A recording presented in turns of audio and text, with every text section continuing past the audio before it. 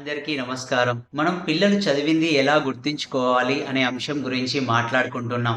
పిల్లలు చదివింది గుర్తుంచుకోవాలి అని అనుకుంటే వాడు నేర్చుకోవాలి. పిల్లాడు నేర్చుకోవాలి అనుకుంటే సబ్జెక్ట్‌ని బాగా అర్థం చేసుకోవాలి. పిల్లాడు సబ్జెక్ట్‌ని అర్థం చేసుకోవాలనుకుంటే పిల్లాడు క్లాస్‌లో కూర్చొని క్లాస్ బాగా వినాలి. ఇంట్లో నేనొక పేరెంట్స్‌ని ఒక ప్రశ్న అడుగుతా. ప్రశ్న అడిగినప్పుడు వాళ్ళు ఏమంటారంటే, సార్ మా పిల్లాడు రోజు స్కూల్‌కెళ్తున్నాడు, రోజు క్లాస్‌కెళ్తున్నాడు, వాడు చదువుకుంటున్నాడు, అయినా మర్చిపోతున్నాడు అంటాడు. అయితే ఈ మధ్యలో ఒక చిన్న విషయాన్ని చాలామంది మర్చిపోతున్నారు. పిల్లాన్ని క్లాస్‌లో కూర్చోబెడుతున్నారు అంతే. కానీ క్లాస్ వాడు ఎంతసేపు పర్ఫెక్ట్‌గా వింటున్నాడు అనేది నాకిక్కడ వచ్చిన ఒక సందేహం. హుబ్లీలో 2015లో జాబ్ చేస్తున్న సందర్భంలో హాస్టల్ పిల్లలు ఒక 200 మెంబర్స్ ఉంటారు. 200 మెంబర్స్ అందరినీ కూడా కేటగిరీస్‌గా నేను విభజించాను. ఎక్సలెంట్, గుడ్, యావరేజ్, బిలో యావరేజ్గా డివైడ్ చేశాను. ఫస్ట్ ఎక్సలెంట్ పిల్లల్ని అందరిని కూడా రమ్మని చెప్పాను. నా క్లాస్ అనేది వాళ్ళకి 1 అవర్ ఉంటుంది. ప్రతి class maths 1 hour, physics 1 hour, chemistry 1 hour ఉంటాయి అన్నట్టు. మీరు 1 అవర్లో ఎంతసేపు క్లాస్ వింటారు, పర్ఫెక్ట్గా క్లాస్ వింటారు, అటు ఇటు డీవియేట్ కాకుండా అని వాళ్ళని అడిగాను.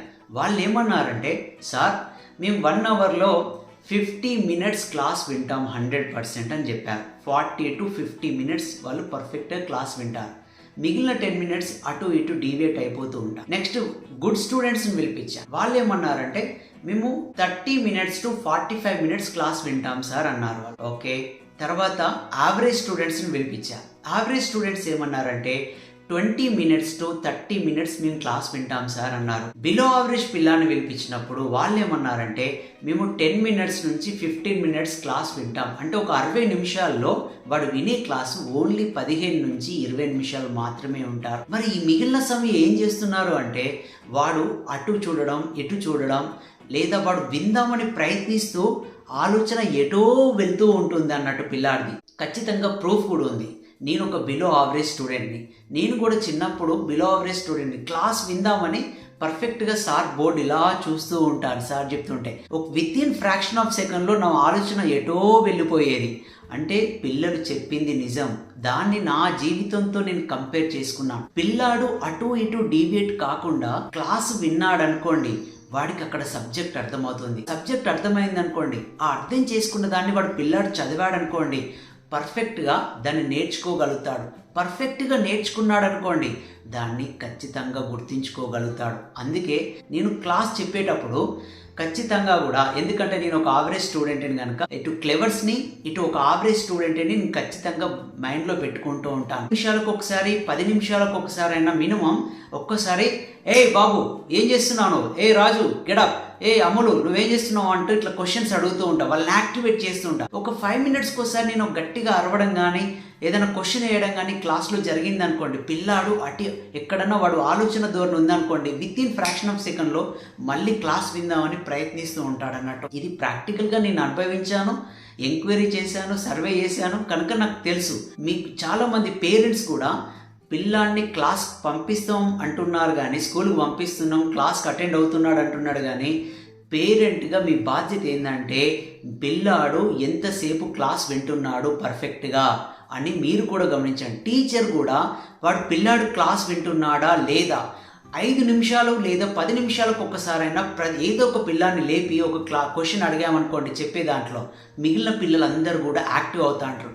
లేదా గట్టిగా ఏదైనా అప్పుడప్పుడు జోక్ వేసామనుకోండి, వాడు పిల్లలందరూ కూడా యాక్టివ్ అయ్యి మళ్ళీ ఇటు సబ్జెక్ట్లో కాన్సన్ట్రేట్ చేస్తూ ఉంటారు. ఎప్పుడు కూడా మూసదోరులో టీచర్ క్లాస్ చెప్పకూడదు. పిల్లల్ని యాక్టివేట్ చేయడం కానీ, ఏదైనా మోటివేషన్ చెప్పడం కానీ, సబ్జెక్ట్ బ్యాక్గ్రౌండ్ చెప్పి క్లాస్ చెప్పడం కానీ చేస్తే పిల్లలు కూడా చాలా ఇంట్రెస్ట్గా క్లాస్ వింటూ ఉంటారు. నేను కూడా ఒక యావరేజ్ స్టూడెంట్ని అని చెప్పాను కదా, నాకు కూడా ఒక ఇన్స్పైరింగ్ టీచర్స్ ఉన్నారు. వాళ్ళు క్లాస్ చెప్పేటప్పుడు ఇలాంటి మెథడ్స్ అనేటివి వాళ్ళు ఫాలో అయ్యారు. మంచి మంచి ఇంట్రెస్టింగ్ స్టోరీస్ చెప్పి వాళ్ళు నెమ్మదిగా మమ్మల్ని సబ్జెక్ట్ వైపుగా తీసుకెళ్లేవాళ్ళు. ఆ విధంగా నేను కొంచెం సబ్జెక్టు బాగా కాదు కానీ సబ్జెక్టు నేర్చుకొని ఇప్పుడు ఒక టీచర్ని అయ్యాను. ఐఐటి, జేఈ మెయిన్స్, నీట్ వరకు అడ్వాన్స్ లెవెల్ వరకు నేను టీచ్ చేస్తున్నాను. నా వెనుక కొందరు టీచర్స్ యొక్క ఇన్స్పిరేషన్ అనేది చాలా వరకు ఉంది.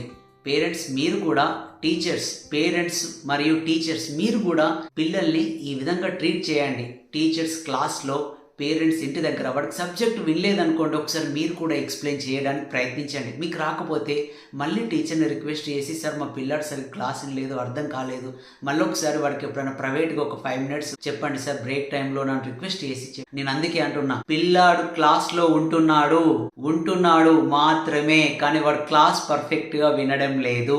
క్లాస్ పర్ఫెక్ట్గా వింటే ఖచ్చితంగా వాడు దాన్ని అర్థం చేసుకోగలుగుతాడు. అర్థం చేసుకున్నాడు అనుకోండి, దాన్ని నేర్చుకోగలుగుతాడు. నేర్చుకున్న దాన్ని పర్ఫెక్ట్గా గుర్తుంచుకోగలుగుతాడు.